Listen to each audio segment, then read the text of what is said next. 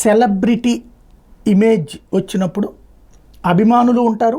ఆ అభిమానం కాస్త ఒక అడుగు ముందుకెళ్ళి మనం సాన్నిహిత్యం పెంచుకోవాలని కోరుకునేటటువంటి వాళ్ళు ఉంటారు. అలాంటి వాళ్ళతో జాగ్రత్తగా ఉండాల్సినటువంటి స్థితిలో దారి తప్పితే ఏమవుతుందో ఇప్పుడు వరుసగా ఎదురవుతున్నటువంటి కేసులు. సరే, రాజ్ తరుణ్ లావణ్య కేసు ఒకటి. అది ఇద్దరు ఫిల్మ్ ఇండస్ట్రీకి సంబంధించిన వాళ్ళే.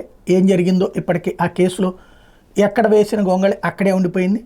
కాంప్రమైజింగ్కి ఏమైనా ప్రయత్నాలు జరుగుతున్నాయో తెలియదు. రాజ్ తరుణ్ మీద పెట్టిన కేసు ఆమె విత్డ్రా చేసుకోలేదు, బట్ అరెస్టు జరగలేదు కాబట్టి అక్కడ ఒక కథ నడుస్తుంది.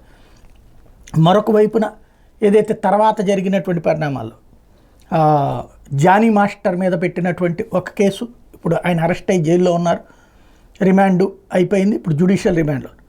హర్ష సాయి మీద పెట్టినటువంటి కేసు, దాంట్లో కూడా ఈ మూడిట్లలో కూడా సెలబ్రిటీలైన మగవాళ్ళు మేము అమాయకులం, మేము నిర్దోషులం అంటే మమ్మల్ని వాడుకున్నారు అని మహిళలు కంప్లైంట్ పెట్టినటువంటి సంఘటనలు. ఇవన్నీ ఒక ఎత్తు. ఇప్పుడు ఈ మధ్యనే సోషల్ మీడియా ప్లాట్ఫారాలు విస్తరించిన తర్వాత ఫోక్ సాంగ్స్కి మంచి పాపులారిటీ వస్తుంది. ఇట్లా ఫోక్ సింగర్కి సంబంధించినటువంటి తాజా ఉదంతో మల్లిక్ తేజ్ మీదన కేసు నమోదు కావడం అన్నటువంటిది. ఒక అమ్మాయి పెళ్లి చేసుకుంటానని మోసం చేశాడు అంటూ పెట్టినటువంటి కేసు. ప్రస్తుతం అతను పరారిలో ఉన్నాడు. ఇప్పుడు హర్ష సాయి పరారిలో ఉన్నాడు. ఇప్పుడు మల్లిక్ తేజ్ కోసం గాలిస్తున్నారు. వరుసపెట్టి సెలబ్రిటీ ఇమేజ్లు ఉన్నటువంటి వాళ్ళు మహిళల కారణంగా కేసులకు అవుతుంటే ఆ మహిళలు ఈ సెలబ్రిటీల కారణంగా అన్యాయానికి గురయ్యామన్నటువంటిది ఫిర్యాదులు.